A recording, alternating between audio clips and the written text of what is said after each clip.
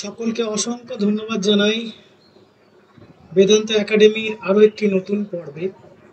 তোমাদের প্রত্যেকের ভালোবাসায় আমাদের চ্যানেল আরও বেশি গুরুত্বপূর্ণ হয়ে উঠেছে। বেশ কিছুদিন তোমাদেরকে আমি জিওগ্রাফি ক্লাস দিতে পারিনি, কিছু সমস্যা থাকার কারণে। তো আজ থেকে আমি আবার যেরকম ক্লাস দিচ্ছিলাম সেইভাবে ক্লাস দিতে থাকবো। তো আমরা লাস্ট দিন শিখেছিলাম, হিমবাহ সম্পর্কে জেনেছিলাম।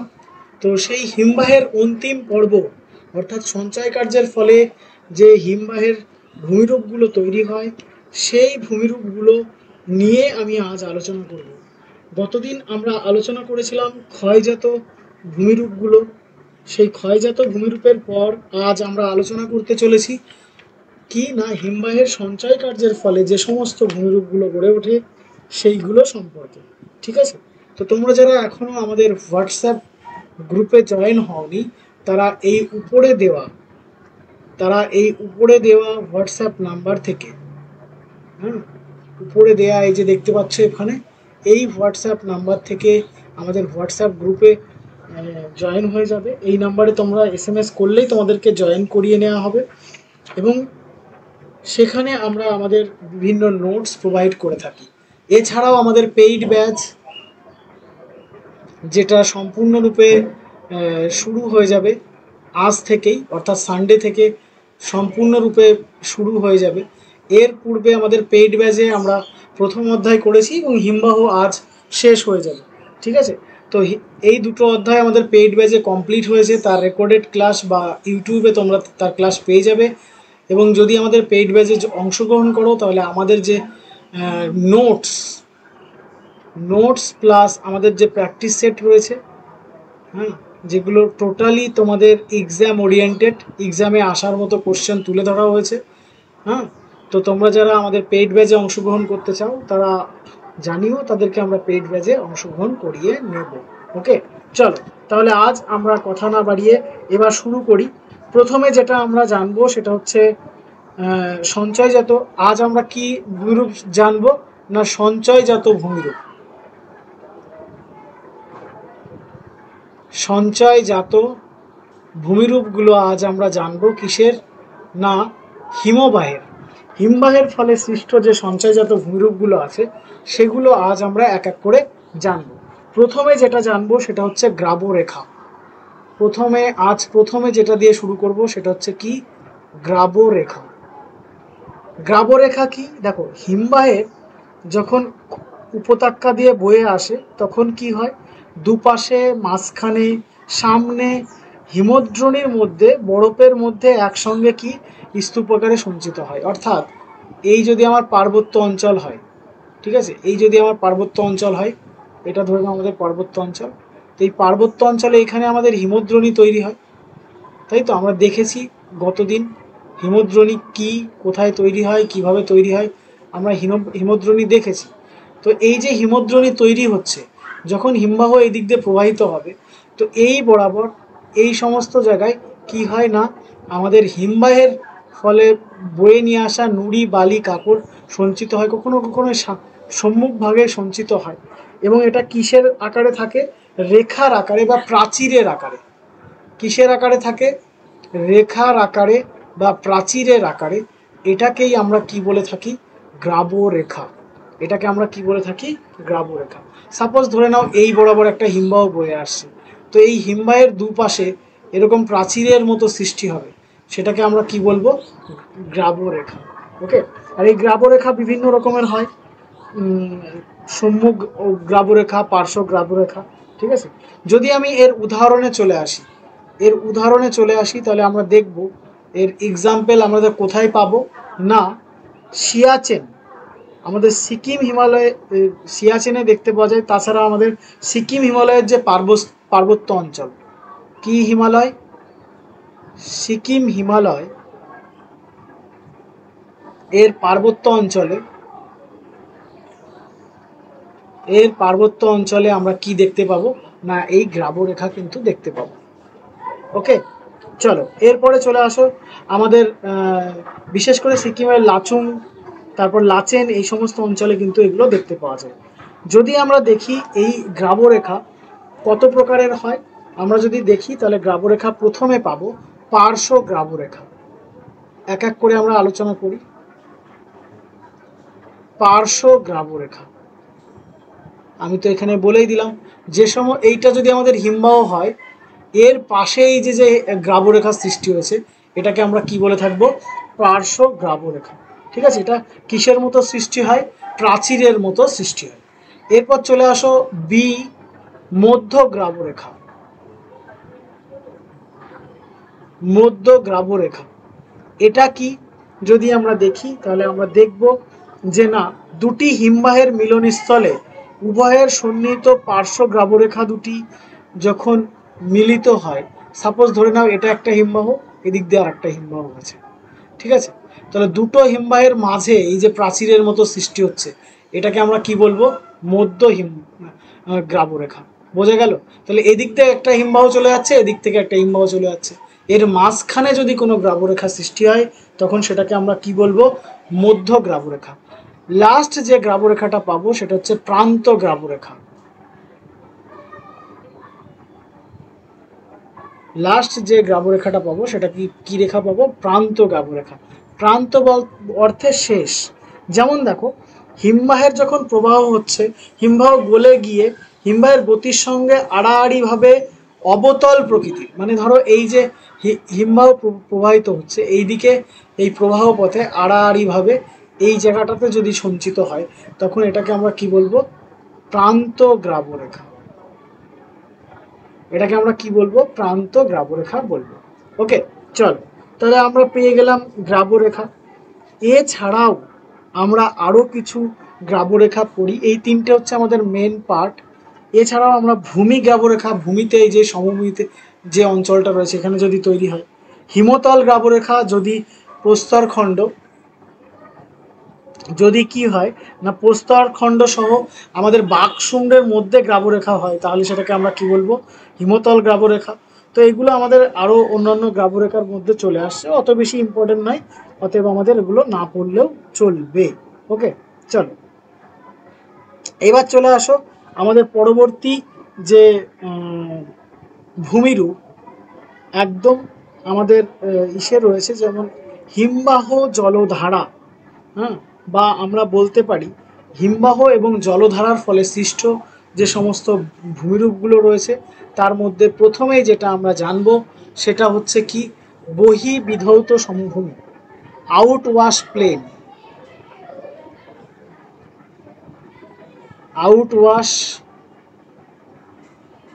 আউটওয়াশ প্লেন বা বহিবিধৌত সমভূমি। ঠিক আছে, বাংলাতে এটাকে কি বলা হয়? বহিবিধৌত সমভূমি। দেখো, হিমবাহ যখন আমার এখান থেকে বয়ে আসছে, ঠিক আছে, এই ধরো আমাদের হিমবাহ অঞ্চল এখান থেকে যখন বয়ে আসছে, তো এখান থেকে যখন আমাদের হিমবাহ আসবে, বয়ে চলে আসছে, এই অঞ্চলে যে সমভূমি তৈরি করছে, এই অঞ্চলে যে সমভূমি অঞ্চল তৈরি করছে, এই যে অঞ্চলটা সমভূমি অঞ্চল তৈরি করছে, এটাকে আমরা কি বলবো? আউটওয়াশ প্লেন। এটাকে আমরা কি বলবো? আউটওয়াশ প্লেন। ওকে, এই অঞ্চলটাকে আমরা কি বলে থাকি? বহিবিধৌত সমভূমি। এর যদি ক্যারেক্টারিস্টিক্স দেখি তাহলে দেখো, আমাদের হিমবাহ এই যে এই পথে প্রবাহিত হয়ে আসছিল, তো এইখান থেকে বয়ে নিয়ে আসা নুড়ি, কাকড়, বালি প্রভৃতি এখানে এসে সঞ্চয় হয়। ঠিক আছে, আর কি না, এটা বরফ গলা জল এবং হিমবাহের প্রবাহে যে সমস্ত নুড়ি, কাকড়, বালি আসে, সেগুলো দিয়ে এটা কিন্তু সৃষ্টি হয়। এটাকেই আমরা কি বলে থাকি? বহিবিধৌত সমভূমি বলে থাকি। যদি আমরা দেখি যে এর উৎপত্তি কিভাবে হচ্ছে, না এর উৎপত্তি ইন জেনারেল আমরা যদি দেখি তাহলে দেখো এই যে হিমবাহ প্রবাহিত হচ্ছে, আমরা একটু আগে দেখেছিলাম হিমবাহের প্রান্ত ভাগে কি সৃষ্টি হয়? প্রান্ত গ্রাবরেখা সৃষ্টি হয়। আমরা দেখেছিলাম একটু আগে প্রান্ত গ্রাবরেখা সৃষ্টি হয়। তো এই প্রান্ত গ্রাবরেখার ঠিক পরে যখন নুড়ি, কাকড়, বালি প্রভৃতির সঞ্চিত হয়ে সমভূমির আকার নেয়, তখনই কিন্তু এই আউটওয়াশ প্লেন বা বহিবিধৌত সমভূমি গড়ে ওঠে। ওকে, চলো এর পরের যে ভূমিরূপ সেটা হচ্ছে ড্রামলিন। কি? ড্রামলিন। ড্রামলিনটা কি সেটা যদি আমরা দেখি তাহলে আমরা দেখতে পাবো যে এই ড্রামলিন যে শব্দটা আছে এটা একটা আইরিশ শব্দ। আইরিশ শব্দ। এর অর্থ হলো ক্ষুদ্রতম শৈলশিরা। এর অর্থ কি? এর অর্থ হচ্ছে ক্ষুদ্রতম শৈলশিরা। তাহলে দেখো ড্রামলিনটাই আমাদের কিসের ফলে সৃষ্টি হয় না, জলপ্রবাহ এবং হিমবাহের প্রবাহ, এই দুটো প্রবাহের ফলেই যখন কি হয় না উল্টানো নৌকার মতো কেমন তৈরি হবে। এই যদি আমাদের হিমবাহ অঞ্চল হয়, এই যে আমাদের আউটওয়াশ প্লেনের অঞ্চল রয়েছে এই অঞ্চলটা, এখানে উল্টানো নৌকার মতো যদি সৃষ্টি হয়, উল্টানো নৌকার মতো যদি সৃষ্টি হয় তাহলে আমরা কি বলবো, এটাকে ড্রামলিন বলবো। আমরা জেনারেল নৌকা যেরকম দেখি, এই নৌকা এইরকম দেখি, কিন্তু এই নৌকাটা কি অবস্থায় থাকবে না, এই নৌকাটা থাকবে উল্টানো অবস্থায়, অর্থাৎ এই রকম ভূমিরূপ। এই রকম ভূমিরূপ যদি আমরা কোথাও দেখি তাহলে সেটাকে আমরা কি বলবো, সেটাকে আমরা বলবো ড্রামলিন। ঠিক আছে, চলো এবার চলে আসো, এই ড্রামলিনকে বলা হয়ে থাকে ডিমের ঝুড়ি। কি বলা হয়ে থাকে? ড্রামলিনকে বলা হয়ে থাকে ডিমের ঝুড়ি। যদি কিনা এই ড্রামলিন অসংখ্য এক জায়গায় অবস্থান করে তখন এটাকে আমরা কি বলে থাকি, এটাকে আমরা বলে থাকি ডিমের ঝুড়ি। ঠিক আছে, চলো নেক্সট চলে আসো। এই ড্রামলিনের উৎপত্তি বেসিক্যালি যে কারণে হয়ে থাকে, এই যে আমাদের হিমবাহ প্রবাহ হয়ে আসছে, এর প্রবাহ পথে যদি জল থাকে এবং সেই জল দ্বারা নুড়ি কাকর প্রভৃতি বয়ে নিয়ে এসে এখানে সঞ্চিত করে বা সঞ্চয় হয় এবং তার ফলে যে ভূমিরূপ সৃষ্টি হয় সেটাই হচ্ছে আমাদের ড্রামলিনের রূপ। ওকে, এরপর চলে আসো, জানবো আমরা কেম সম্পর্কে। কেম কি? পার্বত্য যে জলধারা রয়েছে, এই পার্বত্য জলধারায় যদি ড্রামলিনের থেকে ছুচালো শৃঙ্গ আকৃতির কোনো ভূমিরূপ তৈরি হয়, এটাকে আমরা কি বলে থাকবো, এটাকে আমরা বলবো কেম। ক্লিয়ার? কেম কি তাহলে? পার্বতের জলধারার বহিত টিলা যখন কিসের মতো থাকবে, একটু সুচালো আকৃতির হবে এবং টিলার মতো বৈশিষ্ট্য বহন করবে, তখন সেটাকে আমরা কি বলবো, সেটাকে কিন্তু আমরা বলবো কেম। চতুর্থ বৈশিষ্ট্য আমরা কি পেয়ে গেলাম, কেম। ওকে, চলো নেক্সট আমরা দেখব এখান থেকে এসকার। হ্যাঁ, এর পরবর্তী ভূমিরূপ আমরা পাবো কি, এসকার। 5 নাম্বার ভূমিরূপ সেটা হচ্ছে কি, এসকার। দেখো এসকার কখন সৃষ্টি হবে, যদি এই যে দেখতে পাচ্ছ কেম, এই কেমগুলো যদি পরপর পরপর পরপর অবস্থান করে, এইভাবে শৈলশিরার মতো অবস্থান করে, হ্যাঁ এরকমভাবে শৈলশিরার মতো অবস্থান করে, তখন সেটাকে আমরা কি বলবো, সেটাকে কিন্তু আমরা এসকার বলবো। ওকে, চলো তাহলে আমরা কি কি বৈশিষ্ট্য পেলাম এখানে, বহিবিধৌত সমভূমি পেলাম, গ্রাবরেখা পেলাম, ড্রামলিন পেলাম, কেম পেলাম, এসকার পেলাম। ওকে, এরপর চলে আসো, আমরা এখান থেকে পাবো হচ্ছে কেটল। কেটলটা কি? দেখো এই যে হিমবাহ, এই যে আমাদের হিমবাহ রয়েছে, তো এই হিমবাহ এই পার্বত্য অঞ্চল থেকে যখন হিমবাহ বয়ে আসছে তখন কি হয় না, এই বহিবিধৌত সমভূমি অঞ্চলে এই হিমবাহের দ্বারা প্রবাহিত হয়ে গর্তের ছোট ছোট গর্তের সৃষ্টি করে, ছোট ছোট গর্তের সৃষ্টি করে। এই গর্তগুলি যদি জল দ্বারা পুষ্ট হয়, কি দ্বারা পুষ্ট, জল দ্বারা পুষ্ট হয়, তাহলে যে ভূমিরূপটা গড়ে উঠবে সেটাকে আমরা কি বলবো, কেম বলবো, সরি কেটল বলবো। ঠিক আছে, এটাকে আমরা কি বলবো, কেটল। ঠিক আছে, এইবার চলে আসো, এই কেটেল যদি আয়তনে বড় হয় তাহলে সেটাকে আমরা কি বলবো, কেটেল হ্রদ। সেটাকে আমরা কি বলবো, কেটেল হ্রদ। হলো, এটা 6 নাম্বার আমাদের ভূমিরূপ পেলাম, যে না বহিবিধৌত সমুদ্রে আটকে পড়া বরফের চাই গলে গিয়ে কি হয় না, এই যে জল এখানে জলরাশির সৃষ্টি করে, তখন সেটাকে আমরা কি বলে থাকি, সেটাকে আমরা কি বলে থাকি, কেটেল। ঠিক আছে, আর এই গর্তগুলো যদি আয়তনে বড় হয় বা অনেকগুলো একসাথে যুক্ত হয়ে একটা বড় স্থান নেয় তাহলে সেটাকে আমরা কি বলি, সেটাকে আমরা কেটেল হ্রদ কিন্তু বলে থাকি। ওকে, চলো এরপরে আমরা জানবো ভ্যালি ট্রেন। এরপরে বৈশিষ্ট্য আমরা যদি দেখি তাহলে সেটা হয়ে যাবে কি আমাদের 7 নাম্বার ভূমিরূপ ভ্যালি ট্রেন। ভ্যালি ট্রেন কি যদি আমরা দেখি তাহলে আমরা দেখব হিমবাহের পাদদেশে, এই যে হিমবাহের পাদদেশ রয়েছে অঞ্চল, এই পাদদেশ অঞ্চলে বহির্বিধত সমভূমিতে নদী বা জলধারা যারা যদি বিচ্ছিন্ন হয়, ব্যবচ্ছিন্ন হয়, অর্থাৎ আউটওয়াশ প্লেনকে, এই যে আউটওয়াশ প্লেন এটা যদি আলাদা আলাদা হয়ে যায় নদী দ্বারা, তাহলে এটাকে আমরা কি বলে থাকি, ভ্যালি ট্রেন কিন্তু বলে থাকি। ওকে, এরপরে চলে আসো 8 নাম্বার বৈশিষ্ট্য আমরা পাবো নব, KNOB, বাংলায় যেটাকে নব বলা হয়ে থাকে।